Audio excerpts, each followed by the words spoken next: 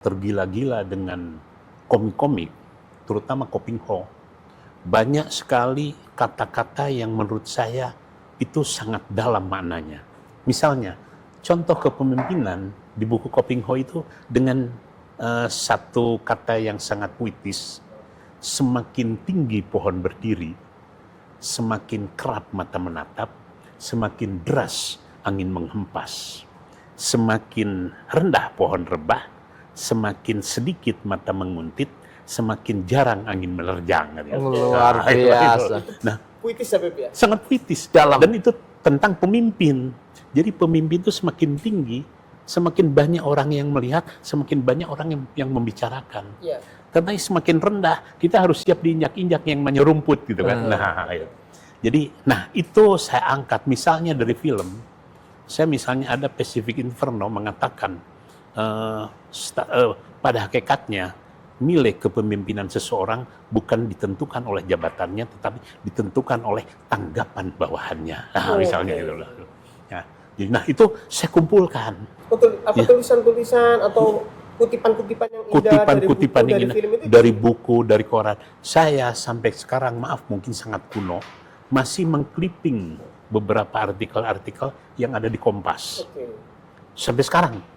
Padahal itu kan sudah sangat kuno ya. Ya. Nah, tapi dengan clipping itu, saya bisa menggarisbawahi apa nilai yang terdapat dalam tulisan itu. Sehingga maaf, saya mungkin dari sisi informasi unlimited. Karena selain saya menjelajah surfing, juga sudah tersimpan dengan sampai ke bahasa-bahasa. Mungkin nanti kalau kawan-kawan mencoba ini, bahasa saya mungkin akan sangat kental dengan, walaupun tidak efisien, beda dengan bahasa Gunawan Muhammad lah ya, tempo. Karena saya pengagum sastra dari dulu. Albert Camus dan sebagainya ya, Teguh Karya dan sebagainya. Nah, sehingga tercermin di tulisan ini gitu, dan beberapa buku-buku yang lainnya. Jadi ini bukunya tidak akademik ya, Beb? Tidak akademik, sangat tidak akademik. Sangat tidak akademik, tetapi saya mencoba untuk memasukkan beberapa unsur-unsur pencerahan. Ada beberapa adagium, ada beberapa paradigma, ada beberapa aksioma, ya, saya angkat, dan saya sekaligus berikan ilustrasi, dan saya sebagai seorang muslim, tentu saja saya harus mengawali dengan ayat Quran atau hadis. Betul. Kalau kita lihat ini sahabat-sahabat, ini judulnya Senayan dan Jelajah Pemikirannya Wakil Rakyat dari Bumi Parahyangan. Nah, Habib Syarif ini anggota DPR RI dari Dapil Kota Bandung dan Kota Cimahi atau Jawa Barat 1 ya. Ya, kalau kita lihat di setiap bab pasti diawali atau ada kutipan Al-Quran atau hadis. Misalnya ketika beliau menulis tentang melindungi garda terdepan negara, perlindungan terhadap pekerja migran. Beliau juga mengutip surat Ali Imran yang menyebutkan, dan hendaklah ada di antara kamu segolongan umat yang menyuruh kepada kebajikan, menyuruh kepada yang ma'ruf dan mencegah dari yang mungkar.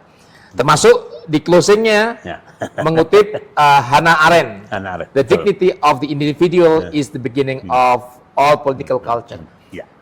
Ini ya yang membedakan mungkin dengan banyak buku-buku. Kadang-kadang buku-buku tokoh itu banyak yang hanya ya formalitas, kumpulan yang sebenarnya kurang menarik dibaca, tapi ini saya bisa mengatakan bahwa ini menarik. Jadi ada satu kekhawatiran, ya, kekhawatiran sebagai orang tua, karena sementara ini nampaknya kata-kata bijak itu sudah mulai termarginalkan.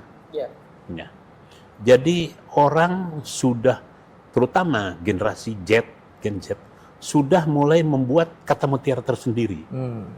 Dan tanpa bobot, tanpa makna.